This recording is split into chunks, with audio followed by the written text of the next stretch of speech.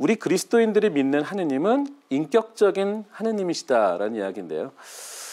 계시록 2장에 이렇게 되어 있습니다. 하느님께서는 당신 선성과 지혜로 당신 자신을 계시하시고 당신 뜻의 신비를 기꺼이 알려주시려 하셨으며 이로써 사람들이 사람이 되신 말씀 곧 그리스도를 통하여 성령 안에서 성부께 다가가고 하느님의 본성에 참여하도록 하셨다. 그래서 눈에 보이지 않는 하느님께서는 이 계시로서 당신의 넘치는 사랑으로 마치 친구를 대하시듯이 인간에게 말씀하시고 인간과 사귀시며 당신과 친교를 이루도록 인간을 부르시고 받아들이신다.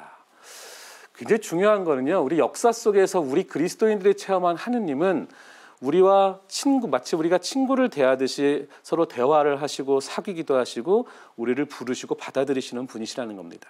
그런 하느님은 분명 당신 본성에 우리를 초대하고자 하셨다는 거죠. 그래서 이런 인격적 하느님은 우리에게 어떤 모습으로 당신을 드러내셨는가를 계시록 3장에 이야기를 합니다.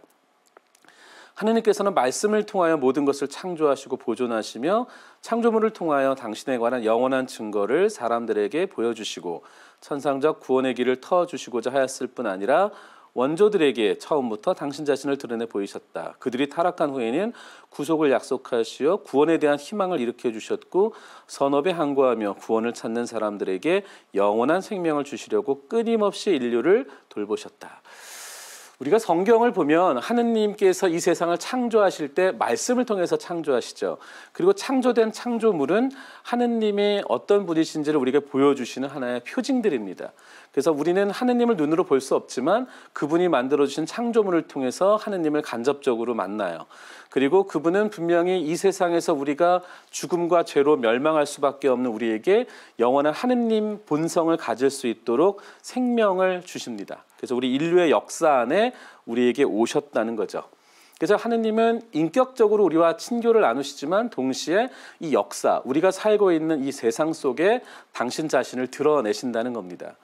그런데 그렇게 드러내시는 방법이 도대체 뭘까를 어떻게 이제 교회에서 가르치냐면 여러분들이 잘 아시는 구약 성경과 신약 성경에서 만난 하느님의 모습들입니다. 계시록 3장에는 이제 아브라함을 부르시는 이야기부터 또 잘 아시다시피 모세와 예언자들을 통해서 또 판관들을 통해서 또 약속된 구세주를 기다릴 수 있도록 그들을 예언자들을 통해 계속 일깨워 주시죠. 그런 구약의 섭리가 이제 하느님의 어떤 계시를 우리에게 드러내주는 첫 번째 출구입니다. 역사 속에 이스라엘 백성이라고 하는 특별히 온 인류의 구원을 위해서 부름받은 그런 이스라엘 백성들이 체험한 하느님, 그래서 그들이 이집트의 종살이에서 처음 모세에 의해서 탈출하고 또 광야에서 하느님의 백성이 되도록 수련 기간을 갖고 또 가나안 땅에 입성해서 또 이웃 왕국들과 함께 자신들의 하느님 왕국을 세우기 위해서 사울을 중심으로 또 다윗의 왕국이 세워지고 또 그러다 보니까 그런 다윗 왕조의 그런 순수함을 잃고 이방 민족의 우상 숭배를 섬기다가 결국 바빌론 유배라고 하는 그런 큰 상처를 얻고 마침내 다시 회개하고 돌아와서 메시아에 대한 희망을 갖는 역사로 이스라엘 안에서 펼쳐집니다.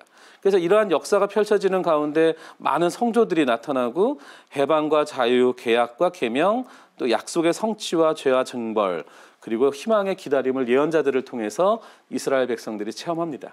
이것이 이제 구약 성경에 나와 있는 하느님을 만난 이스라엘 백성들의 첫 번째 이야기들이죠.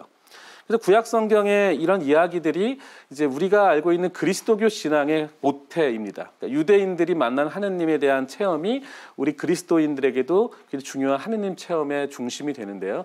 그 이유는 잘 아시다시피 예수님도 유대인 민족 안에서 유대인으로 태어나셨고 성모님도 그러셨고 그의 제자들도 다 유대인들의 문화 안에서 성장했기 때문입니다.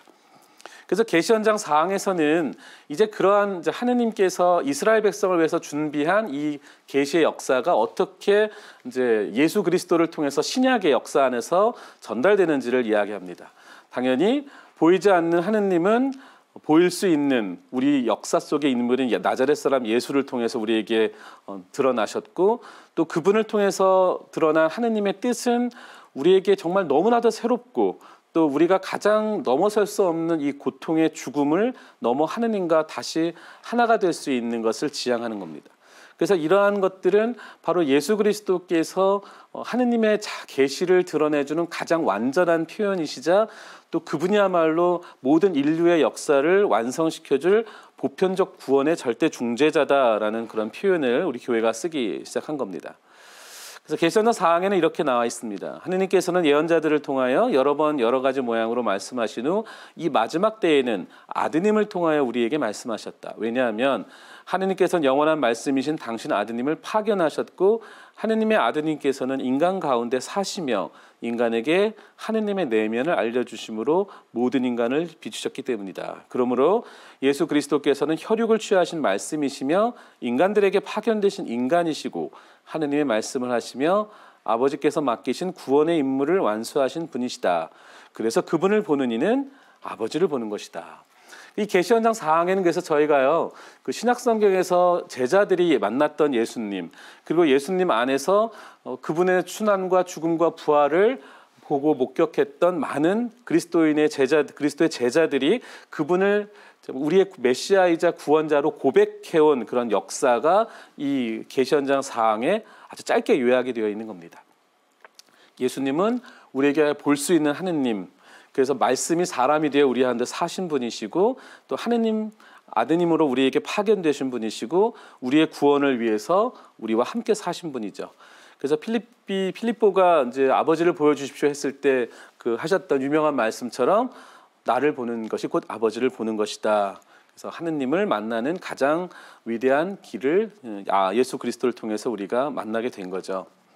예수님은 말씀과 업적, 표징, 기적 등을 통해서 또 당신의 돌아가신 부활, 또 성령을 보내시고 또 우리와 세상 끝날까지 함께 계시겠다고 약속하시고 또 우리의 부활을 또 약속해 주셨죠. 이러한 여러 가지 그 예수님의 그런 그 자기 계시의 어떤 역사는 결국 우리가 하느님이 인류를 창조하시고 구원하시고 완성하시는 이런 공적인 당신의 계시 사건을 이루시는 가장 중심적인 사건이고요. 그러한 사건은 공적 계시라고 보통 얘기합니다. 그러니까 하느님이 예수 그리스도를 통해서 우리에게 보여주신 완전한 그 구원의 사건들은 두 번 다시 반복될 수 없는 완전한 공적인 사건이다. 그래서 어떤 분들은 요즘 사는데 어떤 사람들 하느님의 뜻을 얻었다, 사적 계시다, 이런 이야기를 듣지만 사적 계시라고 하는 것은 절대로 공적 계시에서 언급되지 않은 새로운 것을 이야기하는 것이 아니라 우리가 이미 깨달은 공적 계시의 내용을 더 분명히 이해할 수 있도록 도와주는 보조적인 역할을 하는 겁니다.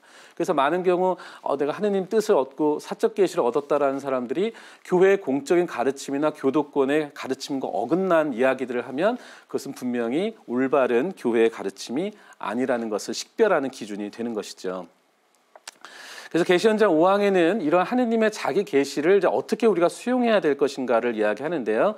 그러니까 우리는 하느님과 인격적 관계를 가지고 있기 때문에 하느님이 그런 우리에게 당신을 알려주셨을 때 우리가 자발적인 신앙으로 응답하고 자유롭게 그분에 순종하는 그런 신앙의 태도가 필요합니다. 이러한 그 자발적인 신앙의 응답은 당연히 성령의 도움을 필요로 하는 것이고요. 우리 인간의 지성과 어떤 지적인 능력으로 할 수 있는 건 아닙니다.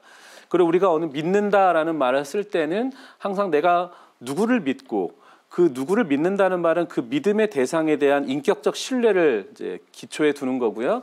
또 동시에 누구를 믿는다고 한다면 그 믿는 사람이 하는 말과 그 사람의 모든 뜻도 받아들인다는 의미가 있어요. 내가 하느님을 믿는다라고 말하면 하느님께서 내 삶의 주인이라는 인격적 신뢰도 들어가지만 동시에 그분이 나에게 가르쳐 주신 말씀이나 그분의 뜻을 내가 알아듣고 깨닫고 그대로 사는 것도 믿음의 굉장히 중요한 요소라는 거죠. 그래서 계시현장 5장에서는 계시하신 하느님께 우리가 인간 신앙의 순종을 드러내야 하고 계시하시는 하느님께 지성과 의지의 완전한 순종을 드러내되 자발적으로 동의하고 자유롭게 자신을 맡기는 것이다 라고 되어 있어요.